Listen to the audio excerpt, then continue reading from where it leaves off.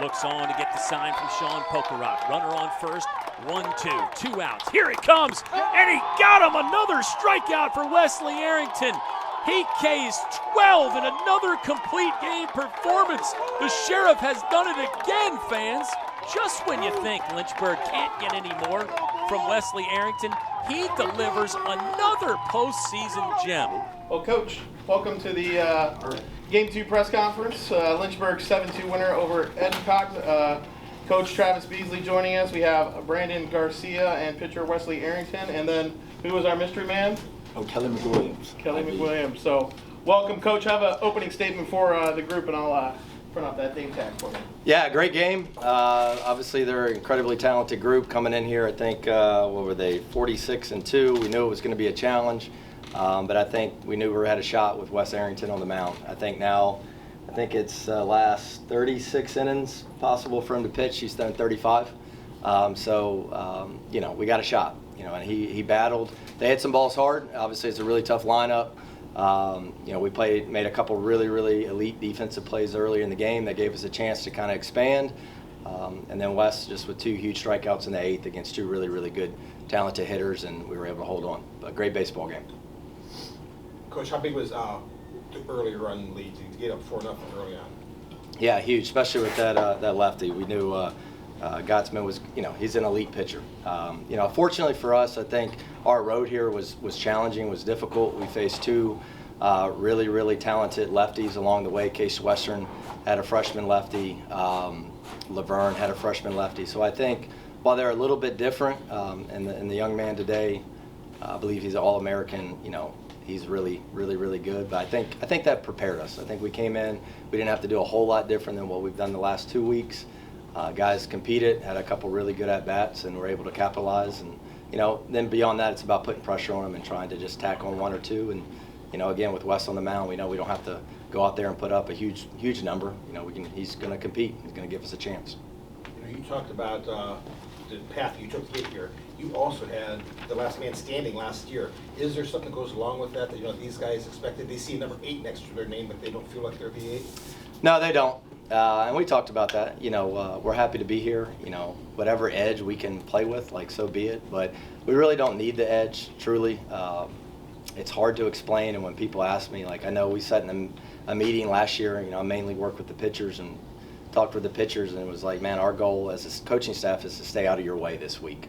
And as a the coaching staff this year is no different. These guys somehow know how to perform, relax with confidence in the biggest stage, and they've played their best baseball all year, the last 4 weeks, the last 11 games, when it's supposed to matter the most. And that's not from us, that's them. That's them playing with confidence and belief that they've learned the last 2 years. Wesley, can you talk about that jam in the 8th inning? Obviously you're at a bases loaded spot, and then you kind of bear down and get those last 2 guys striking out. Yeah, kind of start off the inning pretty quick. Next, I look up and there's 2 runners on, but they're just trying to attack early, and they put some good swings on. And then when they got down to it, it's just staying focused and relaxed, just making my pitches, and it worked out. So I was going to say, it didn't seem like you got super emotional at any point in the game when I was watching you at the end of pitches. Am I missing? Are you hiding that? Am I missing it? No, I try and keep it within I think I pitch the best when I'm the most relaxed, and I've been in situations like that before, so I know that I can get out of it, and so it's just about executing and not letting it, not letting the moment get too big. And just, putting everything into 1 pitch at a time.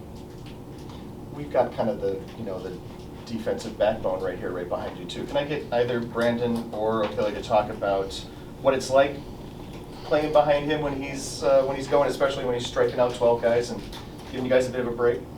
Yeah, when a guy's pitching his butt off, you want to do anything to back him up. I think we all have the mindset that any of the guys who are on that mound, we want to do anything we can for them. It's a little easier when a guy has 12 punches, but yeah, it's just about doing everything we can to back him up. We know he has our back on the mound, and it's just about going out there and fighting for him. So. Yeah. Is there anything to add? I'll say just being able to, like, ditto to what he said. I mean, he's a great pitcher all on his own, so when we're out there helping him and getting extra outs and making plays, it's just less for the offense to work with, and that just creates a really tough matchup for the other offense. Wesley, your coach talked about the run you're on right now. 35 last 36 innings, you've just been a bulldog. What's it been like? I mean, have you ever been locked in on any level like you've been locked in right now? No, not at all. It's just, I don't know. I just look up and it's the 6th. I'm like, I got a shot to finish this game, and like that's, that's the goal. Is just to pitch as long as I can, and it just happened that it's been a couple starts in a row where I'm able to pitch in the 8th and the 9th. When you're throwing 139 pitches, I think you had 132 pitches today, and you did limp down the stretch. I mean, you struck out 5 of the last 6 batters. Did you get stronger as the game went on? Yeah, I definitely think my stuff got better as the game went on. And the 6th or the 7th inning in that jam, like I think just striking those 2 guys out, it really just kind of propelled me and just got my adrenaline going a little bit more.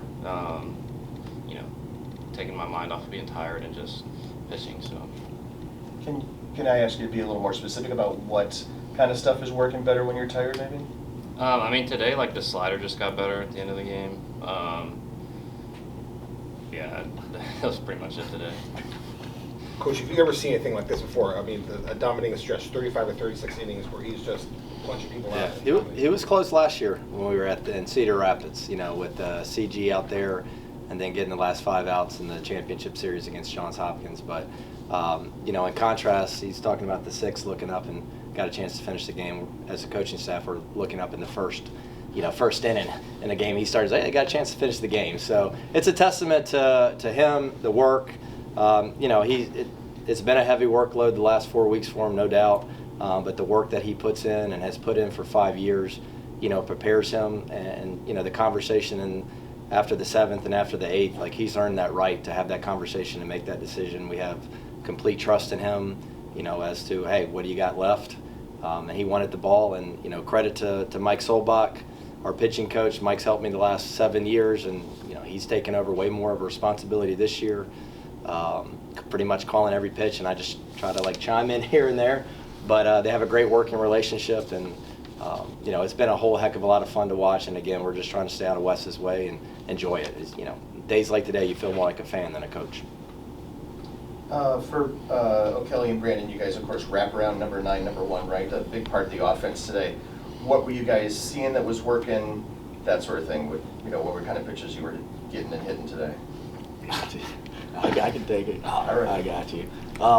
I'd say most of the time everything starts with us. Like, we want to stay disciplined, stay within our zone, and hit our pitches. And every time we have a conversation, he's always like, "Hey, just pass the baton. Like, it starts with us. You do it, and then I'll do it." And we just try and keep our roles as simple as possible and make it easy for the guys behind us.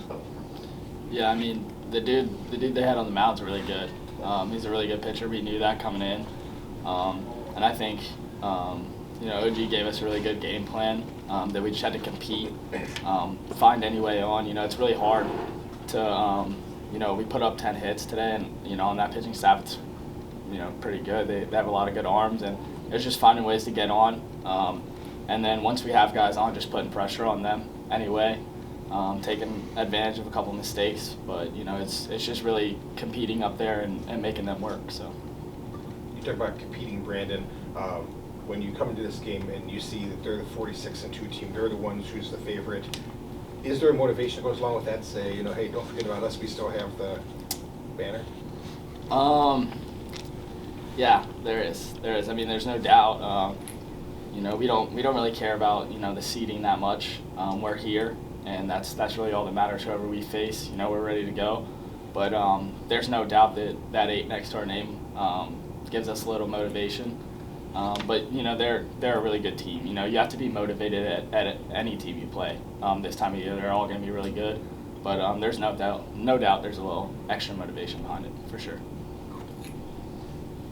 Coach, can I ask just, getting a complete game performance today, how this helps set you up for the rest of the tournament pitching-wise? Yeah, I guess it was our blueprint last year. We had 3 in a row last year. So, yeah, and that's a big part of the reason why we've kept advancing. When you can look up and get to day 2 and have a fresh bullpen. I mean, we got a couple guys hot, so a couple guys close, but to look up and those guys not having to throw one inning, going into game 2, like, that's huge. I think this run started with Wes's no-hitter 4 weeks ago, and we just kind of built off that. And our pitching staff, we've been ups and downs, a little inconsistent this year, but not the last 4 weeks. And I think a lot of that is just seeing what Wes does and trying to, maybe not top it. It'd be hard to do, but certainly build off that and take that same confidence out there, each guy that Wes takes out there.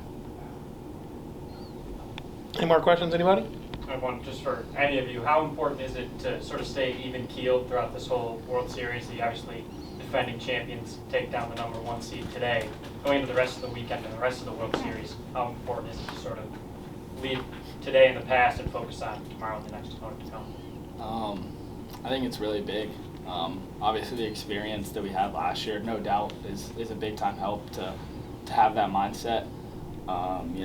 Bees talks about it a lot, the shower rule. Once you take that shower, you forget about what just happened, you move on to the next day.